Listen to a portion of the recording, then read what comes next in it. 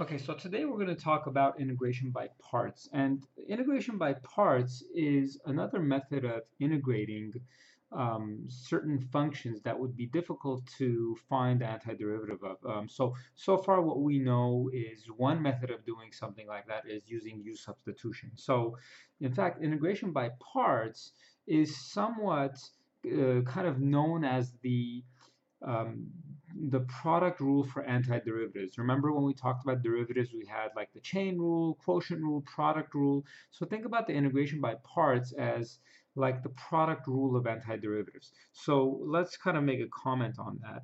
So we learned rules of differentiation,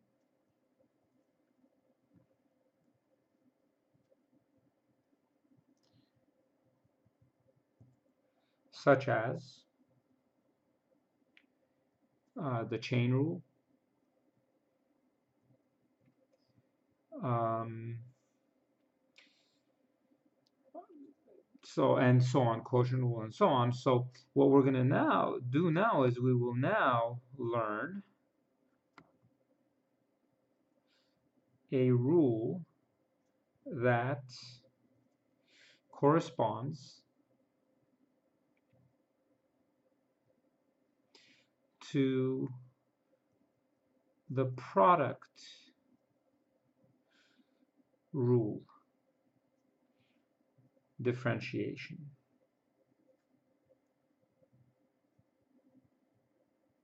which is known as called integration by parts. So integration by parts, the method is not difficult.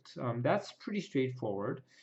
Sometimes dealing with it or what you would assign certain variables, that may be weird at times. So the quickest way to summarize integration by parts is think of it in terms of uv minus v du, okay? So right now you might be saying, well, what does that mean? I don't know what that means. So don't worry about that. What we're going to do is I'm going to define what integration by parts is, and the quickest way to memorize the process is by simply saying uv minus v du. So think of it this way.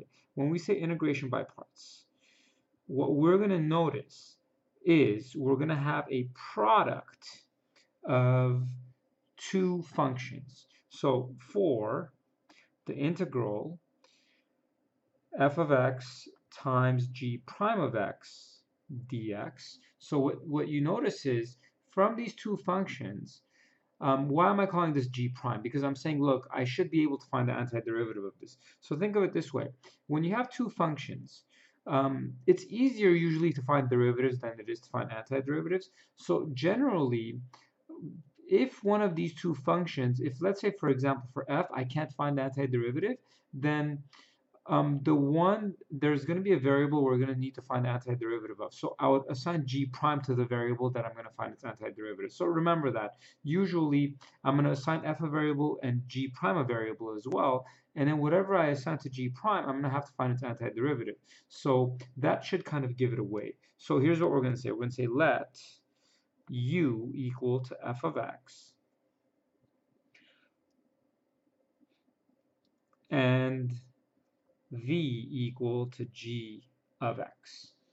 And so, what do I notice? If I find the derivative of this, what do I get? I get du equals to f prime of x dx. So if you remember, what did I do? I basically found the derivative. This became du dx, and I multiply both sides by dx. So there's an intermediate step here, which I'm not going to write down, which hopefully you understand how we got that. And what do we know? And dv equals to g prime of x dx, which basically, what do you notice? And by the way, if dv is equal to g prime of x dx, how do I get to v equals g of x? Basically, what's the antiderivative of 1 with respect to v? It'll just be v. And what's the antiderivative of g prime of x with respect to x? It'll just be g of x. So basically, what we know is if I find a derivative of this, I go down to that. If I find the derivative of this, I get down to that. So what you notice is, first of all, when you look at this integral here, where it's f of x times g prime of x, what you notice is the f of x pops out here, and the g prime of x pops out, or g prime of x dx pops out here. Okay, so the variables that you're going to be assigning are going to be this, u and dv. So these are the ones that we assign. And then, how do I find du equals f prime of x dx? Well, I find the derivative of this. How do I go backwards? If dv equals to g prime of x dx, then I could find an antiderivative of each side, which then the antiderivative of dv, which remember, this is 1 dv, which the antiderivative of 1 with respect to v ends up just being v, and then the antiderivative of g prime of x with respect to x becomes g of x. So these are what we need to assign, okay? So once we make these assignments and we find all the parts, we find u, du, v, dv, then this integral, okay, so this right here, we're saying is the following. And so, what do you notice happens to this? F of x becomes, f of x is u, which becomes u, and then g prime of x dx is dv. So if you want to find the hopefully you guys see how I got u dv. I just substituted basically u for f of x because that's what we've let it equal to, and dv for g prime of x dx. So once you have this, this antiderivative could be found by integration by parts. So where does it get the name from? So this becomes uv minus integral of v du. So why is this integration by parts? Because see, when you look at this, a part of it has been integrated. Now the other part you have to integrate yourself. So hopefully when we go from here to here, this other integral that because we still haven't completely found the antiderivative of this right here hopefully will be something simple that you'll be able to find the antiderivative of. So this is basically what integration by parts is. In fact, this is the more important part. Okay, so the antiderivative of this guy becomes uv minus integral of v du. Okay, so hopefully now you understand why I said uv minus v du. Okay, so the v du obviously has an integral because I have to integrate this with respect to u. Okay, so with that said, let's look at some examples and go from there. So for example 1, we're going to say find the integral of x sine of x dx. So now I need to decide what I need to let u equal to and what I need to let dv equal to. Now the good news is, look, I could find the antiderivative of this and I could find the antiderivative of that. So I could assign dv to any one of these two. However, remember, whatever I assign u to, if you look up here, I need to find its derivative. So if you look at this, I could find the derivative of this and I could find the derivative of that. Now, however, I'm inclined to let u equal to x. How come? Because when I find the derivative of x, it's like my variables disappear, which anytime your variables disappear or the powers become smaller, that's a good thing. It just makes it easier to work with. So what we're going to do is, remember, we need to decide what we're going to let u equal to and what dv equal to. So what we're going to say is let u equal to x and dv equal to sine x dx. So then, for this guy, I need to find a derivative, which what does that become? That just becomes du equals to dx. And then for this guy, I need to find the antiderivative. So if I find the antiderivative dv, which remember, it's really just 1 dv. So antiderivative of 1 with respect to v becomes just v equals to the antiderivative of sine x becomes negative cosine of x. Okay, so now that I have this, here's what we could say. By integration by parts, the integral of x sine of x dx is equivalent to uv, which is negative x cosine x, minus integral of negative cosine x, which is v, du, which du is dx. Now look at how nice this is. I could find, and if I take this negative, and let's make this positive and put it outside, what does this become? Negative x cosine x. So this part's already been integrated. So this part has been integrated. Now I need to integrate cosine of x. And notice how the antiderivative of cosine of x, we all know this. It's actually going to be sine x. So this becomes negative x cosine of x plus sine x. Okay, so there you have it. Now, and let's not forget the plus c. Okay, so what am I claiming? This is the antiderivative of that guy. So how could I verify this? Let's verify it.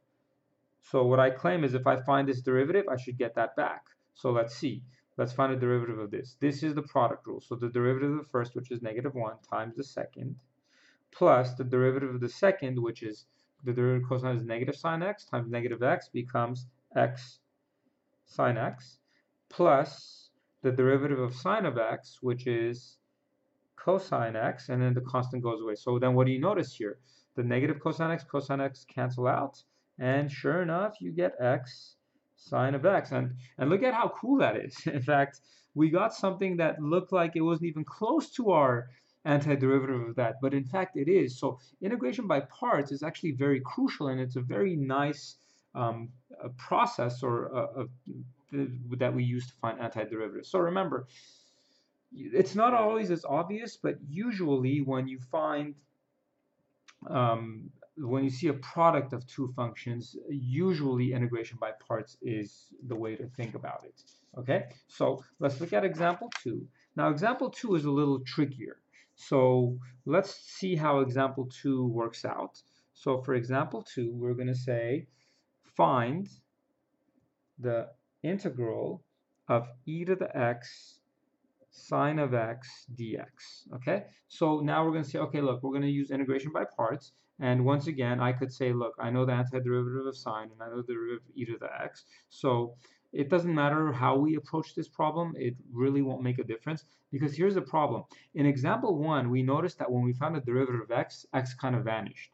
But what do you notice about this? When I find a derivative of this, it's always e to the x. And when I find the antiderivative of this or the derivative of this, this is always going to change from sine to cosine, sine to cosine. So there may be a potential problem here, because look at what happens. So let's go through this. Let's just say let u equal to e to the x, and that means dv will be sine x dx. So then if I find the derivative of this, that just becomes du equals to e to the x dx, and the antiderivative of that, that just becomes v equals to negative cosine of x. Okay, so then here's what we're claiming. We're saying, look, the integral of e to the x sine x dx is equivalent to uv, which is negative e to the x cosine x, minus the integral of v, which the negative cosine will make that minus into a plus. So cosine of x du, which is e to the x dx. Now, when you look at this new integral, you compare it to the original integral, you're like, wait a minute, this almost looks the same thing as that. So it's just as complicated as that. So you're saying, wait a minute, am I going in circles here? And the answer is yes and no. Okay, but it's kind of a good thing that we're going in circles. You'll see why in a minute. So look, what you're going to say is now, fine, I'm going to keep going. Now, for this type of problem, we have to be careful. You kind of need to have an idea as to how far you should go and where you should stop, because this could be an infinite loop of integration by parts if you don't catch on. Okay, so look, this part I'm not concerned about. This has already been integrated.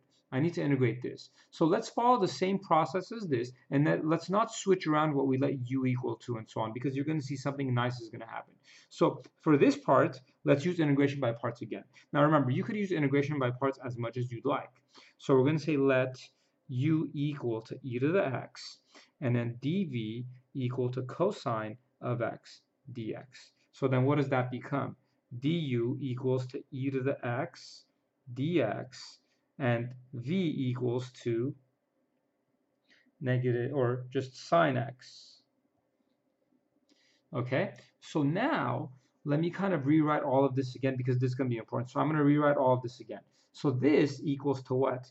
The integral of e to the x sine x dx, we said, is equal to negative e to the x cosine x plus the integral of e to the x cosine x dx, which then, to go further, I still need to integrate this part, which I'm going to integrate by parts. So this guy tags along because that's already been integrated. So what do I get? I get minus e to the x cosine of x. Then this becomes what? uv. So it'll be plus e to the x sine x minus the integral of v, which is sine x, and du is e to the x dx. So I get e to the x sine x dx. And so now here's where it's important. You'd say, oh, wait a minute, I have to use integration by parts on this again. And the answer to that is no, you don't. Okay, so you kind of have to stop here because what do you notice? This is, we're back at what we started. So that's actually really nice and it's actually pretty beautiful because what are we saying? Look, what am I claiming? This statement is equal to this statement, which is also equal to this statement. So what does that imply? I could say, look, the integral of e to the x sine x dx, which is this guy, is the same thing as what? This guy, isn't it? Negative e to the x cosine of x plus e to the x sine x minus integral of e to the x sine x dx. Now look, what was our goal? Our goal was to solve for what here? Our goal was to solve for the integral of e to the sine x dx, which notice how I have that and that, and aren't these the same thing? So just like algebra, solve for it. And that's where this becomes really neat, because now if I solve for this, if I just add the integral of e to the x sine x to both sides, what do I get here? I get this plus that, which is 2 times the integral of e to the x sine x dx equals to this guy, negative e to the x cosine x plus e to the x sine x. And by the way, I probably should have been putting the plus c earlier on. So you could put the plus c here, but let's not forget that there has to be a plus c because I'm finding the antiderivative, okay? So once you do this, now look, if I divide everything by 2, I'll get my answer. So what is that? The integral of e to the x sine x dx equals to negative 1/2 e to the x cosine x plus 1/2 e to the x sine x plus 1/2 times a constant is still a constant, so I'm just going to call it c. And look, the antiderivative of e to the x sine x dx was this. Now, why was this problem different? It's because the derivative, like I said, it didn't kind of like the variables didn't vanish like the earlier problem. So it's kind of like this would have been an infinite cycle if we didn't catch on that, hey, wait a minute, this and this are the same. And since these two are the same, I could just go ahead and solve for it, because if I kept going, it would just keep oscillating. This integral right here would constantly change from e to the x sine x to e to the x cosine x and so on. So that's kind of where you wanted to stop. Now, I could have gone further, I would have done more work, but eventually if you were to catch on, you'd be able to kind of finish this off. Okay, so that takes care of example 2. Now, let's look at one more example, which this is just for definite integrals, and then that'll do it. So I don't have to say much for definite integrals. I'll just make a comment here. What if I have a definite integral, where if I have the definite integral from a to b, and I have u dv, okay, which once again, I could use integration by parts, except how is this going to change? It'll be uv, which look, if this part's already been integrated, remember, this is what it looks like, a to b v du, uv minus v du. So this part's already been integrated, and remember, anytime you find the antiderivative, what do you have to do? Plug in upper limit minus lower limit, and then this part you still need to find the antiderivative of. So remember, for a definite integral, you could still use integration by parts, except you have to plug in the upper limit minus lower limit. So since this part's already been integrated, you'd have to plug in b and a.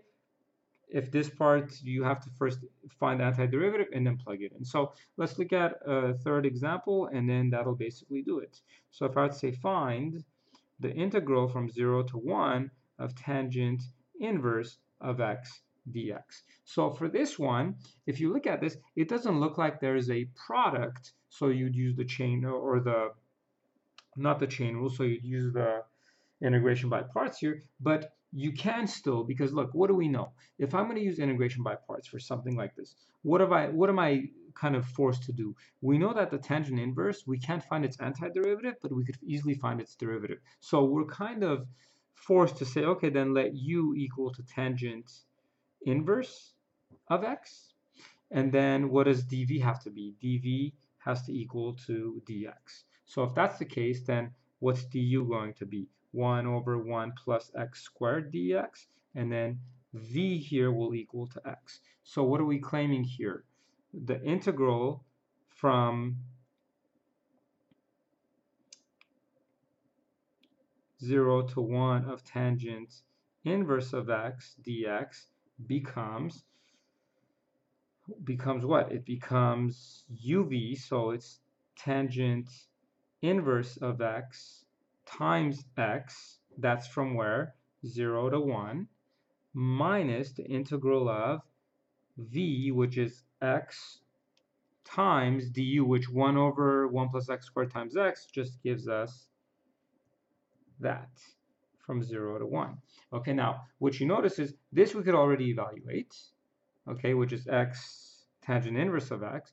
This one, to find the antiderivative of this, hopefully you see that, wait a minute, to find this antiderivative, we could use u substitution. So what am I going to do? I don't need to use integration by parts anymore, because what could I do? I could say let u equal to 1 plus x squared, which then du becomes 2x dx, which then that means 1/2 du is equal to x dx.